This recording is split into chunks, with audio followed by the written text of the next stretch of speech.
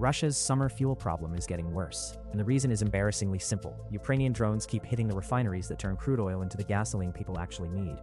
So, while the Kremlin talks strength, Russian drivers are facing shortages, panic buying, and long lines that look a lot more like a country under pressure than a country in control. Good morning, and welcome back to Daily. Today's main story is Russia's growing fuel crisis, where Ukrainian drone attacks on oil refineries are now hitting everyday life in a very visible way. That matters not just for the war, but for energy markets, for military logistics, and for the broader reality that even a country with huge natural resource wealth can still get squeezed if the infrastructure behind those resources gets damaged. We'll also cover the Supreme Court's decision to review bans on semi-automatic rifles like the AR-15, plus a strong AP photo that captures the last wild horse herd in Germany in a way that feels almost symbolic. Then we'll move through the bigger geopolitical picture, the House voting down a War Powers resolution on U.S. support for the Lebanon War, the worsening situation in Gaza, and the UN warning that UNRWA is running short on money while millions of Palestinians remain stuck in a collapsing humanitarian situation. If you're getting value from this, hit the like button and subscribe so you don't miss what's next. What's happening in Russia right now is one of those stories that sounds like a wartime footnote until you realize it has reached ordinary people. According to reporting on the ground, lines are growing at Russian gas stations and frustration is rising with them. In Moscow, drivers are waiting at pumps, and in some cases they're being told there's no premium gasoline or no diesel available at all. That's not just an inconvenience. In a country that depends heavily on road transport, farming, and military logistics, fuel shortages ripple quickly. The cause is a sustained campaign of Ukrainian drone attacks on Russian refineries and related energy infrastructure. Month after month, these strikes have set facilities ablaze, disrupted refining capacity, and choked off the supply chain between crude oil and usable fuel. That distinction matters. Russia can pump plenty of oil, but if the refining system gets damaged, the output people actually use starts to shrink. And that is the deeper point here. Oil wealth is not the same thing as energy security. A state can sit on giant reserves and still become vulnerable if the downstream infrastructure is exposed and repeatedly hit. It's a harsh reminder that real-world systems are only as sturdy as their weakest nodes. There's also a psychological side to this. Fuel lines do more than waste time. They tell the public that the government is losing control of something basic. They create anxiety, rumors, and the kind of frustration that spreads faster than official reassurance. Once drivers start seeing equipment temporarily out of service signs at pump nozzles, the problem stops being abstract. Now, to be fair, the war is not one-sided in its human cost. Russia has also been hammering Ukrainian cities with missiles and drones, and Ukraine says at least a dozen civilians were killed in one of the latest Russian attacks. Russian officials, meanwhile, say Ukrainian drone strikes have killed civilians on their side too, including a 6-month-old baby in the Moscow region and another woman in Tver. That's the ugly reality of this conflict. Civilians on both sides keep paying for a war that the decision-makers will never personally experience in the same way. Still, the refinery campaign is clearly producing a strategic effect. Ukraine appears to be targeting a pressure point that reaches beyond military symbolism and into daily life. That kind of asymmetric warfare can be brutally effective, especially against a system that relies on long, centralized industrial chains. And if you zoom out even further, there's a broader lesson that applies well beyond Russia. When governments get too comfortable with their own propaganda, they tend to underestimate the basics. You can posture all you want, but if fuel is scarce, people notice. That brings us to another place where the gap between official messaging and reality is getting hard to ignore. The Supreme Court has agreed to review bans on semi-automatic rifles like the AR-15, and that's going to put one of the country's most divisive gunfights back at the center of constitutional debate. The cases involve bans in Connecticut and the Chicago area, with similar laws on the books in about a dozen states and major cities, including New York, Los Angeles, and Washington, D.C. The basic legal question is whether these bans violate the Second Amendment. The political question is whether the court will keep pushing gun rights outward after its 2022 decision expanded them significantly. Gun control advocates argue these laws are necessary public safety measures. They point to mass shootings, especially Sandy Hook, where an AR-15 was used in one of the most horrific attacks in modern U.S. history. Their case is simple. Some weapons are too dangerous for civilian use.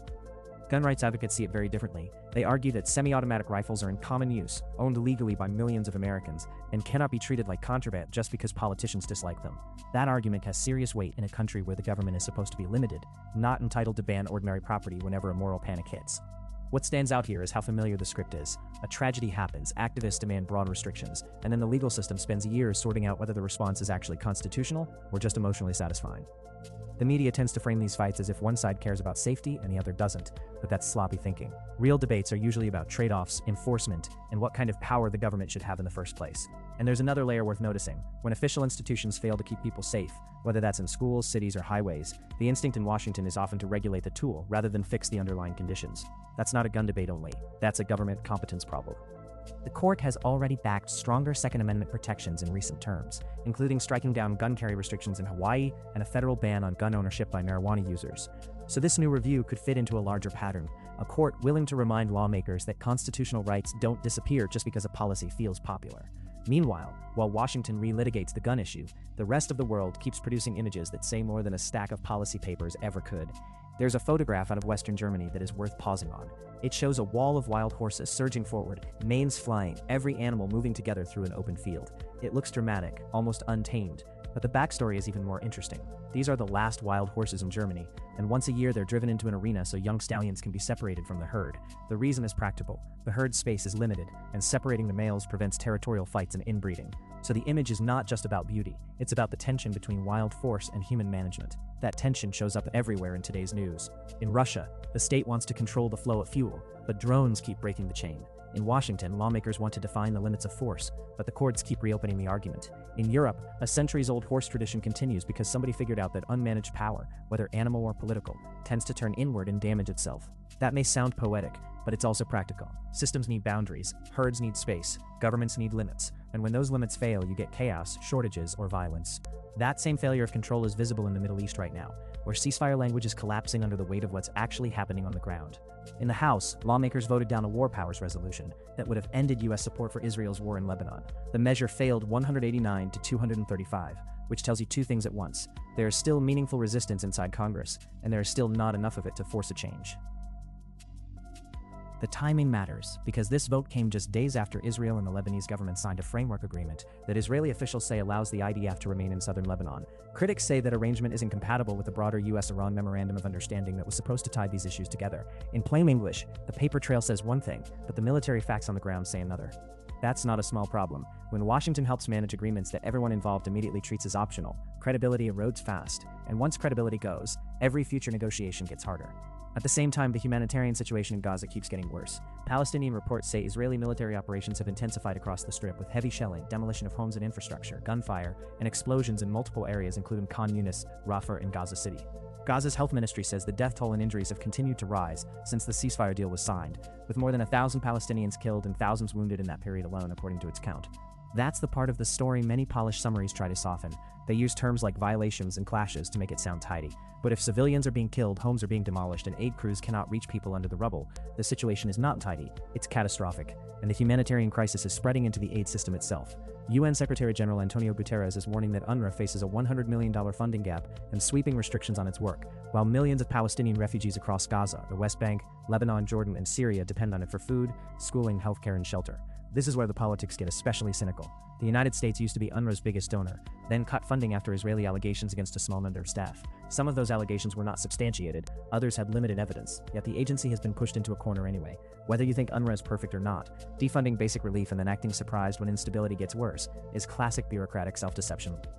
Guterres called UNRWA a stabilizing force in a very unstable region, and that's hard to dispute. When schools, clinics, and shelters disappear, radicalism and desperation rush in to fill the vacuum. That is not ideology, that is arithmetic. And so the day ends where a lot of modern news ends, with a warning that the institutions meant to manage conflict are too often too slow, too political, or too compromised to actually contain it. Russia's fuel shortage shows how vulnerable even a massive energy producer can be when refineries and transport infrastructure come under sustained attack. The Supreme Court is heading back into the gunfight, and the outcome could shape the future of semi-automatic rifle bans across the country. The wild horse photo from Germany is a striking reminder that control, boundaries, and balance matter in both nature and politics. And in the Middle East, the gap between official agreements and real-world violence is still widening, with Gaza and Lebanon both showing how fragile these so-called frameworks really are. If you found this useful, hit the like button, subscribe to Daily, and tell us in the comments which story you think matters most: the Russian fuel crisis, the Supreme Court gun review, or the collapsing situation in Gaza and Lebanon. We read the comments, and a lot of the best follow-up topics come straight from there.